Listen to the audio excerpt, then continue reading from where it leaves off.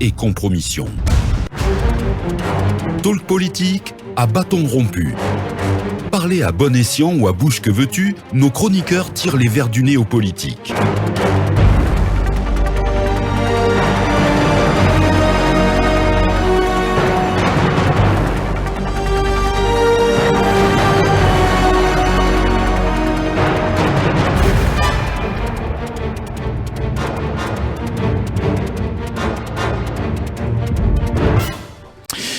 Merci de votre fidélité, fidèles auditeurs. Nous sommes toujours dans Talk Politique. Notre invité dans À bâton rompu, M. Aboubacar Rassouma, il est ancien député et président du parti GDE. Avec lui, nous allons aborder le déroulement de la transition, mais également la position de la CEDEAO face à la junte et surtout ce processus de désignation des représentants des partis politiques au CNT. Il est dans ce studio. Bonsoir, M. Souma. Bonsoir, mes frères amis.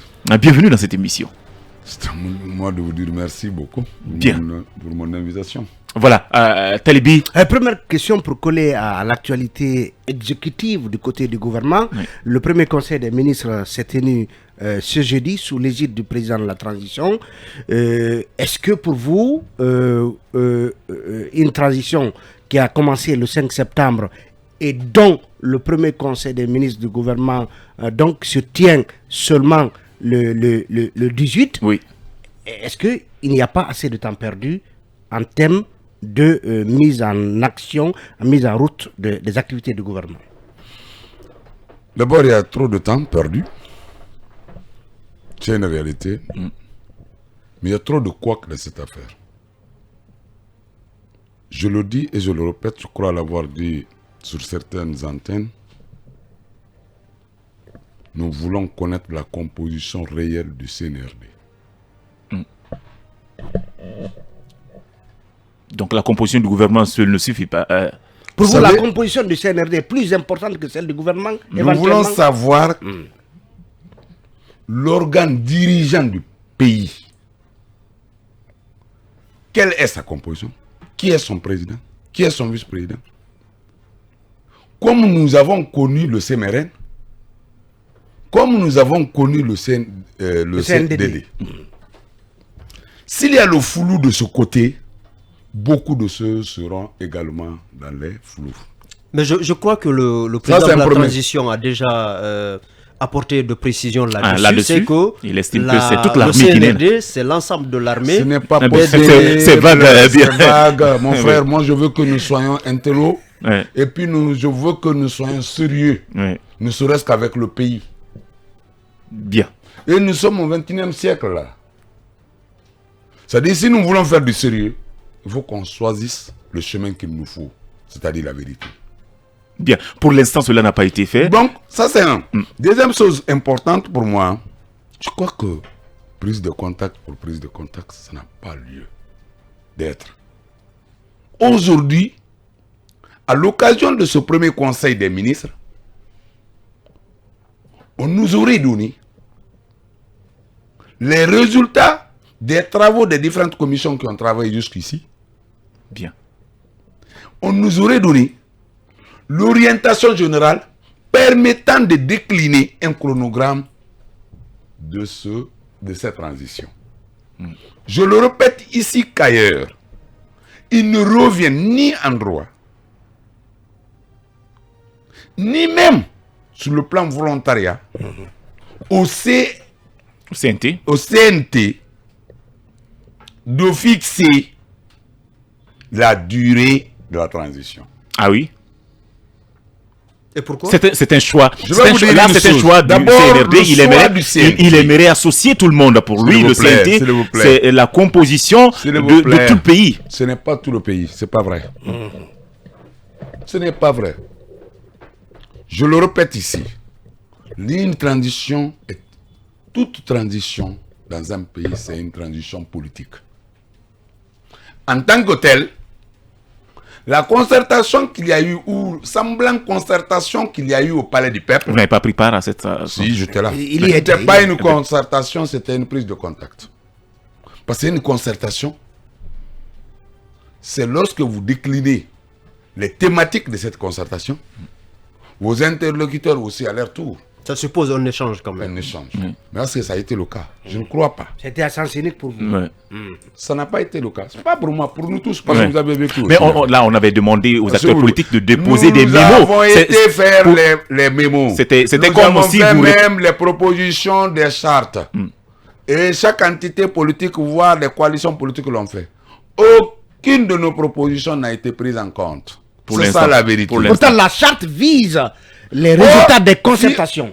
Normalement, dans son préambule, la charte qui est sortie là devrait refléter les conséquences directes de cette concertation.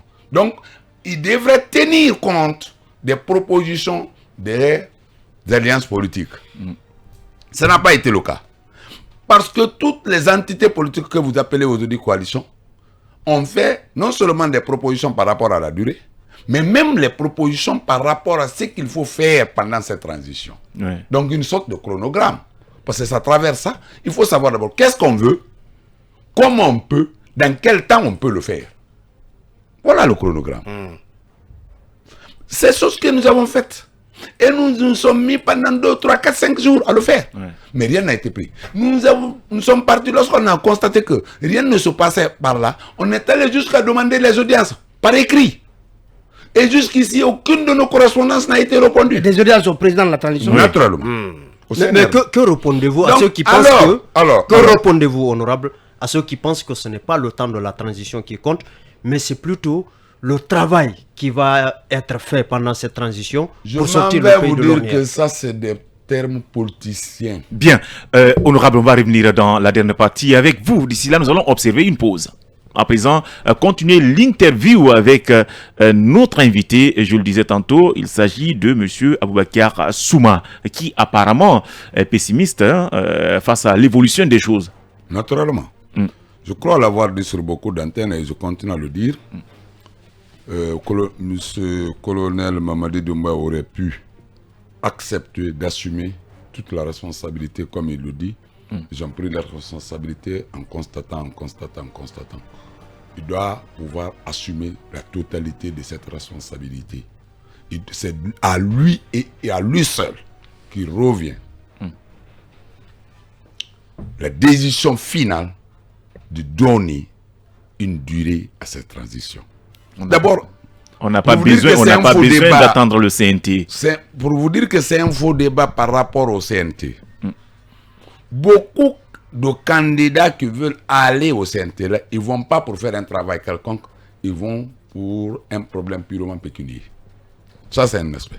Est-ce que vous êtes candidat pour le CNT? Non, je ne le suis pas. Vous êtes de quelle coalition ou bien vous n'êtes pas dans une coalition? Si, Corée de Guinée. Corée de Guinée, bien. Je ne le suis pas en tant que personne physique. Peut-être mon parti va décider. Oui, mais on a aussi dit, hein, les anciens députés aussi ne prendront pas part. Ça déjà, ça contredit leur engagement premier qui disait qu'il y a l'inclusivité. Eh bien, si votre parti envoie quelqu'un, il y a l'inclusivité. Si on dit il y a l'inclusivité, aucune disposition contraire ne doit être utilisée. Et puis les gens qui disent que les députés de la nouvelle législature sont ceci, sont cela, c'est parce que le Guinéen ne s'aime pas.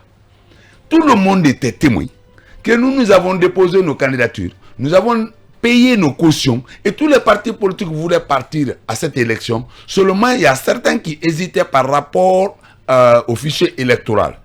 Personne ne savait que Alpha Condé aurait introduit dans cette élection un problème de référendum. C'est après 2 semaines de campagne. C'est après 2 semaines. Attendez, je finis.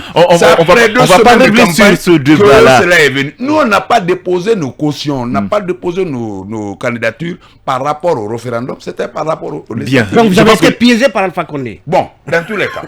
Bien. Alors, je reviens par rapport à ça. Je dis que donc les gens vont pour un problème pécuniaire. Alors, les gens qui vont pour un problème pécuniaire, il y en aura parmi eux qui n'ont jamais reçu dans l'air même à la fin de mois 2 millions ou 3 millions. Estimons qu'ils commencent à gagner ça. C'est ces gens-là qui doivent fixer la durée de ce temps-là. Ouais. Donc vous avez peur finalement. Est-ce que vous avez peur que le président de la transition ne s'abrite derrière le CNT dont vous dites que les membres seront tellement bien gâtés que... Je ne dis pas qu'ils seront... Non, c'est ce que vous sous-entendez. S'ils sont bien payés, bien entretenus, ils pourraient être tentés de de définir une durée d'être des bénis, oui, il faut le dire. Est-ce que vous craignez que ce CNT ne fixe une durée excédentaire? Ça, c'est une des raisons. La deuxième raison, il faut voir la composition du CNT. Si vous voyez la composition du CNT, les partis politiques, or, la transition, je l'ai tantôt dit, est éminemment politique. On est d'accord? Oui. Mais si vous prenez la composition du CNT, vous verrez que les partis politiques sont piégés. Regardez sur 81 personnes ou places, les partis politiques n'ont que 15. Ils n'ont même pas une minorité bloquante.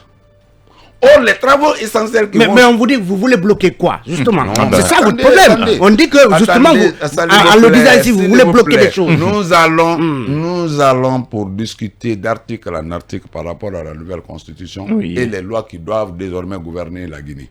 On est d'accord? C'est purement politique. Il y a des dispositions de ces articles qui peuvent être l'objet de discussion. Mais au niveau de l'Assemblée nationale, donc le CNT jouera le rôle de l'Assemblée nationale. Ce n'est pas une question de technicité comme on veut le faire croire aux gens, c'est une question de majorité. Bien. La dictature de la majorité s'impose.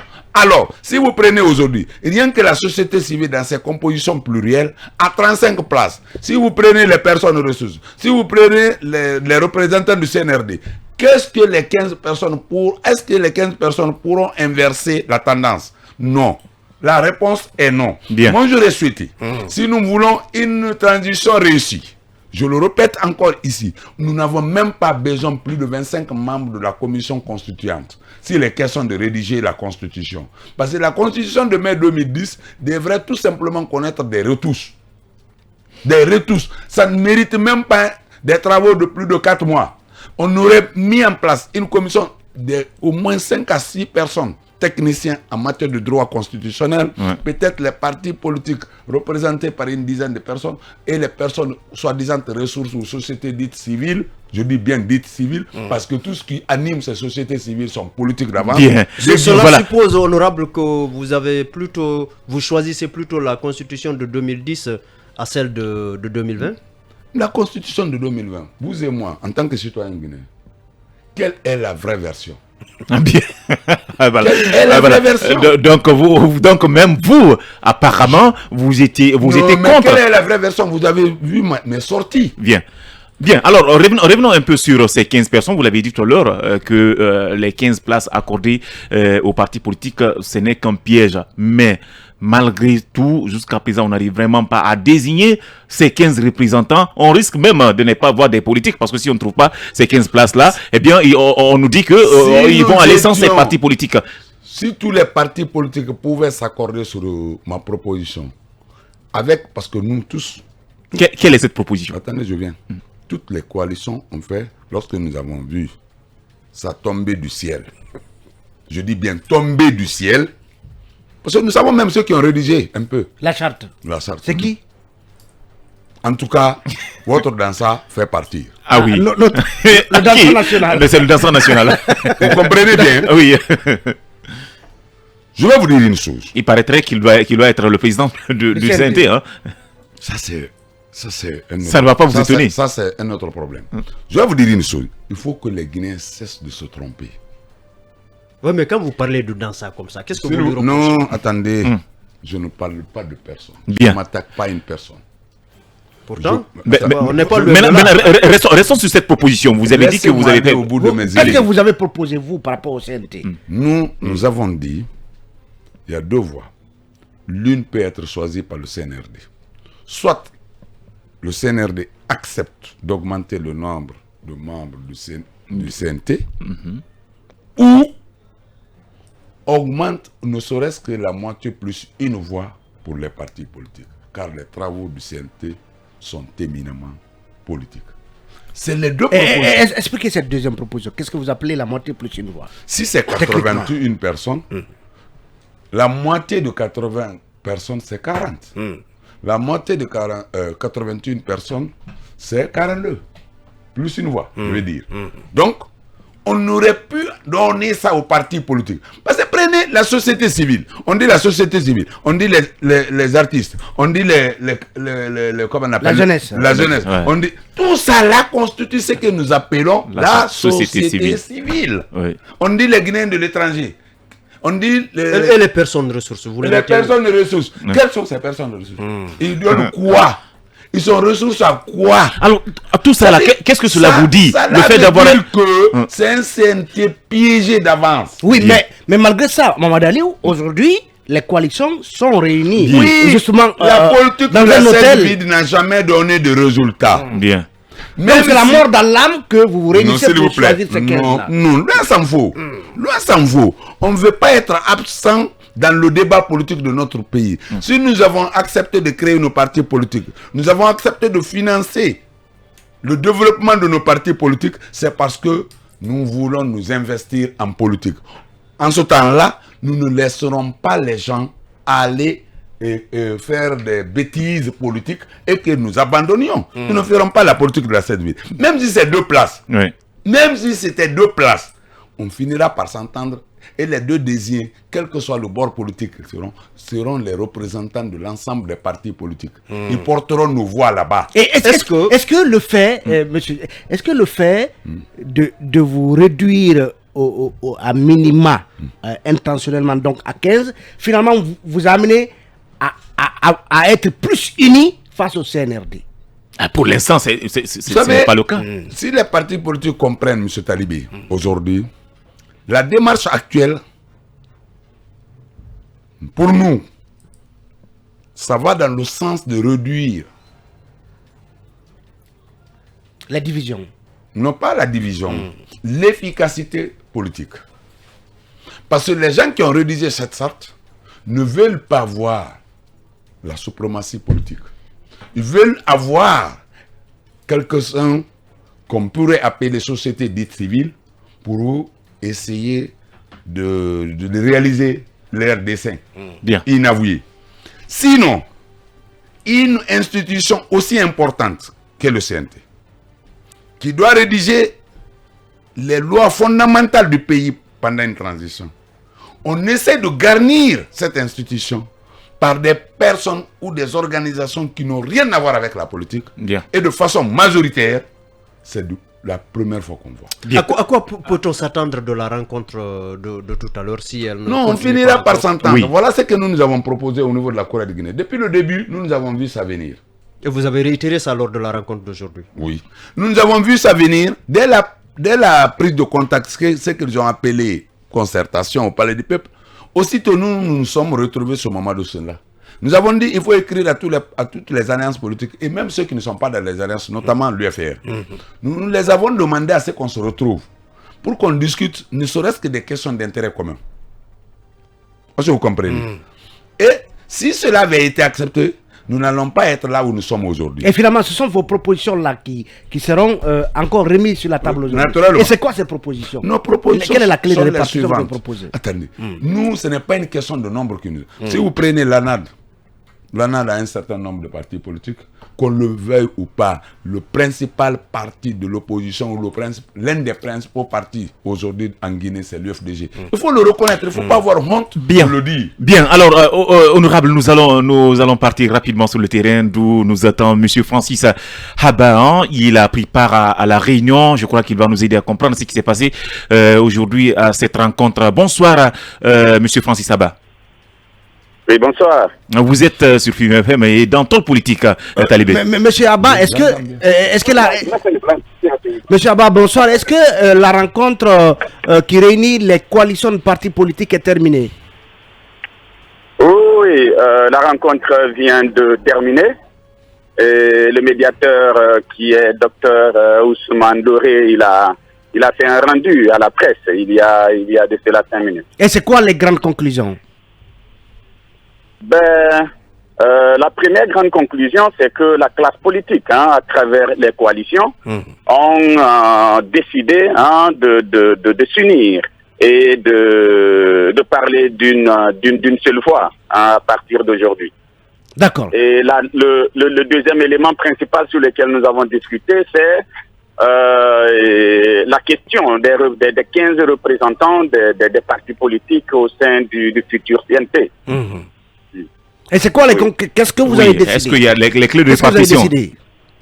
Non, on n'a pas on n'a pas pu tirer des conclusions par rapport aux clés de répartition, mais le travail d'élaboration de critères, ce travail a déjà commencé, compte tenu du fait qu'il y a des coalitions et des partis politiques qui ne sont pas membres de coalitions, qui n'étaient pas à la réunion. Donc, le médiateur a été mandaté de les contacter afin de les inclure aux futures discussions, pour que ça soit tout le monde qui, comme je l'ai dit tantôt, qui parle d'une seule voix, et que les représentants soient choisis de façon consensuelle. Donc, est-ce que vous tenez compte du temps imparti? Voilà, on est à 5 jours. On est à 5 jours. Nous savons que c'est le 25, le dernier délai. Le 22, ou bien ils ont rajouté. Et c'est quoi les critères finalement qui ont été déterminés? Non, comme je l'ai dit tantôt, nous n'avons pas terminé ce travail-là. Oui, mais vous avez une vue, M. Abbas, sur quelques critères. Je peux citer quelques-uns, puisque il y a eu, on a fait un brainstorming, nous avons élaboré environ 18 critères, parmi lesquels vous avez la participation aux élections, vous avez la participation aux élections locales, vous avez le poids électoral, vous avez la probité morale des différents candidats qui vont nous représenter. Vous avez beaucoup d'autres critères qui ont été retenus, mais le travail, étant donné que tout le monde n'est pas présent, nous avons préféré en terminer ce travail-là lors de la prochaine réunion. Nous avons décidé qu'il y a 2 réunions successives afin de terminer le choix de nos représentants au sein du CNT. D'accord. Merci beaucoup à vous, Monsieur Francis Abba, pour la disponibilité. Je rappelle qu'il est le président du parti UGDD, mais également membre de l'ANAD. Vous avez compris, on a eu la chance d'avoir... En tout cas, cabinet, je pense que vous avez sans doute une réaction par rapport à surtout la réaction de Monsieur Aboukassouma, mais enfin, disons que ces partis politiques ont décidé de parler d'une même voix. Oui, peut-être la réaction que je voulais apporter, c'est que quand monsieur Souma dit que on n'a pas besoin d'autant de gens au sein d'une assemblée provisoire pour éditer... J'ai dit une commission constituante. Oui, j'en viens. En fait, le choix, ce qu'il dit a vraiment du sens, qu'on peut faire le choix d'avoir une assemblée constituante, donc qui va donc être... constitué de spécialistes, de spécialistes de ces questions. Ça peut être des politologues, des juristes constitutionnalistes qui peuvent travailler sur une mouture de la Constitution. Surtout qu'il y a déjà une première qui existe, qui est de 2010, et donc qui n'a pas besoin d'autant de temps. Ce qu'il veut en fait dire, si je le comprends, c'est que on va envoyer autant de gens qui ne vont pas servir essentiellement au travail auquel ils sont partis. Et je pense que c'est extrêmement important qu'on essaye en fait de poser la vraie question. Est-ce que les gens qui vont à l'Assemblée, dans cette Assemblée provisoire, vont essentiellement travailler sur une constitution? Si cela en est ainsi, de son raisonnement, on n'a pas besoin d'autant de gens. Et l'autre point de son discours, quand il dit que les partis politiques ne doivent pas être exclus et qu'une transition est éminemment importante, je suis parfaitement d'accord avec lui. Encore qu'on a l'impression dans la démarche du CNRD et spécifiquement du colonel qu'il a envie en gros de reléguer les partis politiques au second plan. Parce que quand il dit dans son interview la Guinée ne se résume pas aux partis politiques, je pense qu'il y a un problème. Si on doit envoyer les gens à l'Assemblée, dans l'Assemblée provisoire, du fait de leur représentativité, j'ai envie de dire que les entités, pour le moment, dans une démocratie normale, qui portent le plus la représentation, c'est les partis politiques. La société civile, ça ne veut pas dire grand-chose. Donc, si on va sur le plan de la représentativité, les partis politiques sont ceux-là, du fait des élections, qui drainent du monde et qui sont en fait les plus représentatifs possibles. Donc, ça veut en fait dire que s'il doit y avoir s'il y a une entité qui doit être plus représentative dans l'Assemblée, si on veut avoir une Assemblée provisoire où vous avez des gens qui représentent toute la population, c'est bien évidemment les partis politiques. Alors, on n'a pas assez de temps rapidement sur cette réaction de Francis. Finalement, par rapport aux critères, nous avons compris qu'on va sans doute prendre en compte non seulement le poids, mais également la participation aux élections. On l'a dit. On a envie de dire que finalement, c'est des critères, disons, standards et même universels. Quand on parle de la représentativité et de la participation aux élections. Qu'en pensez-vous, Monsieur Souma? Honnêtement, ce sont des critères que nous avons proposés. Et ce sont, à mon sens, et au sens de notre coalition Corée-Guinée, les critères objectifs pour départager les partis politiques. Un parti politique qui a été créé il y a 10 ans, il y a 5 ans, qui n'a jamais participé à une élection. Un parti politique qui n'a jamais eu un élu. Un parti politique qui n'a pas de siège. Un parti politique qui ne tient pas les réunions de sa direction nationale ni de l'Assemblée générale, qui se dit, comme on aime le dire maintenant, tous les partis politiques sont égaux. Mais alors, il y a quelque chose là.